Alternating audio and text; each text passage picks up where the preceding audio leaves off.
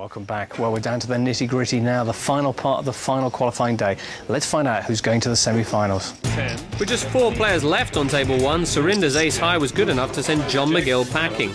And Martin Deneef wouldn't be adding to his career earnings either after Jan Savage knocked him out, courtesy of a better kicker. Table 2 was swiftly whittled down to just Kevin O'Leary and Joe Rafferty after Tyrone Malone, the penultimate loser, left them in the heads-up battle. And on table 3, Australian Michael Tominey was the next to go, losing 2 consecutive hands to Ken Lennard. No, I had a good time. All my mates that I see in Australia and Las Vegas from time to time are here, and yeah, it's a bit of fun. And Ken Lennard's luck soon ran out too. Still, he seemed more concerned with whether he'd be allowed back next year. I would like to, if I'm allowed, because I knocked out Mr. Victor Chandler. He was talking about voodoo dolls and, you know, needles and pins and stuff, so I don't know. Hopefully he'll let me back. So John with about 2/3 of the entire chips. Andres with most of the rest. Into you, Wayne. Wayne on the button. No, I'm going to fold. First to act, and he's 8 more. quick to fold.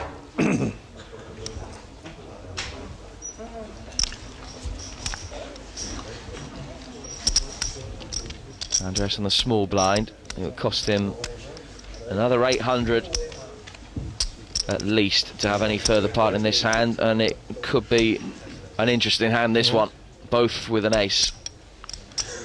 Well, you know, when he studies like that, he's always got something strong.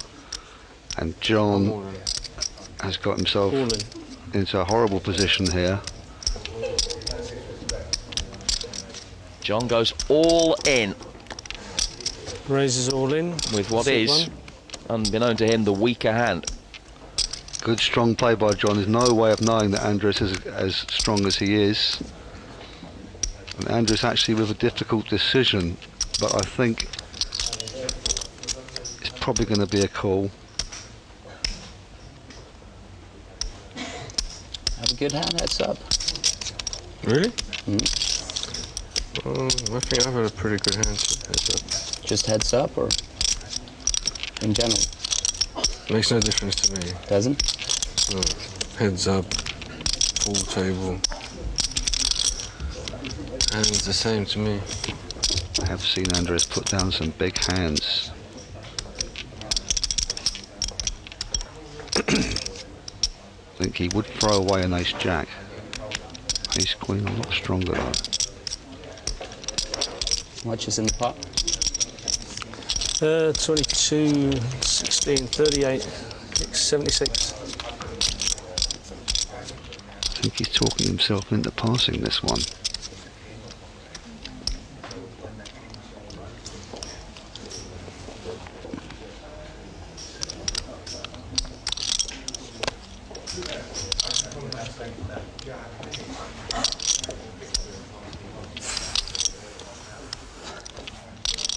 Goes to show the value of aggression in No Limit Hold'em.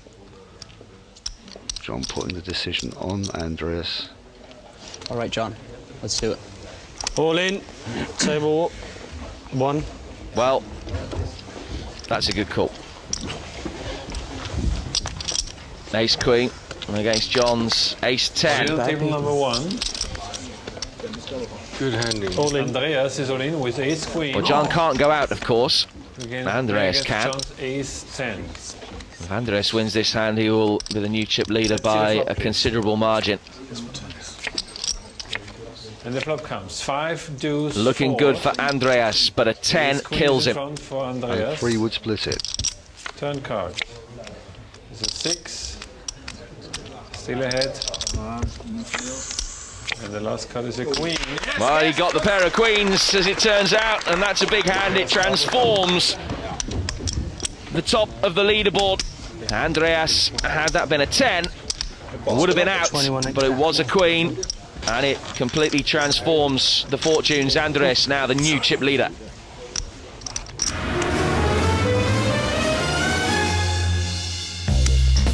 With all the surrounding tables now heads up, Joe Rafferty went all in with his pocket 7s, only to be called by Kevin O'Leary's pocket jacks. And it was the former antiques dealer who booked his seat in the next round.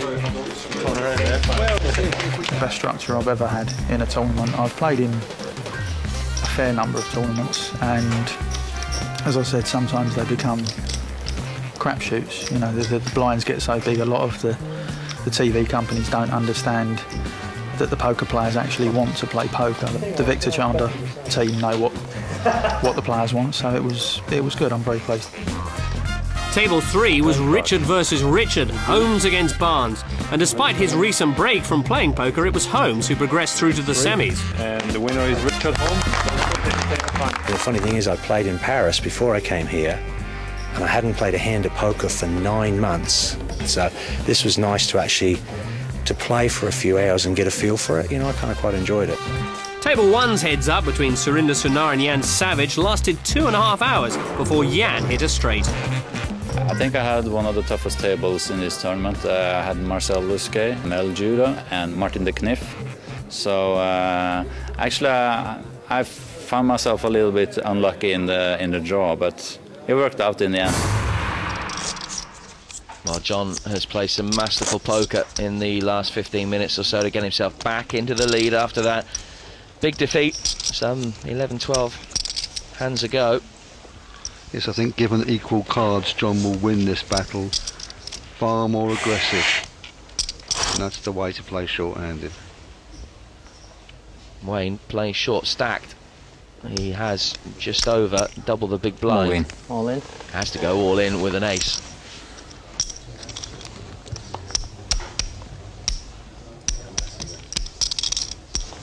$46. Hard for Andrus with John behind him, but John can take a shot. I'm not going to look, then I can't make a decision. Call. Well, he's caught it without looking, but it is less than 10% of his stack. I think I've got aces. Ah, and you ain't looked. Okay. All in on table number 1. There's one ace. Beat that. Wayne is all in. It's enormous. It's enormous. Wayne's all in there. It's ace, Might wish he'd look now. Well, no, he still would have called, but he realises only the 8's alive for him. The 8. The straight? Straight And the eights. flop comes. Oh, but now he's picked up the up and down straight, John. So the ace is in front for Wayne, but I've the got an open-ended overhand. straight draw for John. So 5 or a 10 Ice. is the end of Wayne. Here comes the ace. That's a pair of aces, but still a 5 or a 10 or a spade. Let's see the river cards. A red I card. can't miss. You can't miss. Told you. You can't. Oh, Last card is with an 8 and a 6, he's eliminated Wayne Lee. Loses to the flush. Both had the flush, but the 8, all important. It beat Wayne's 6 of spades, and Wayne Lee is out. Nice job.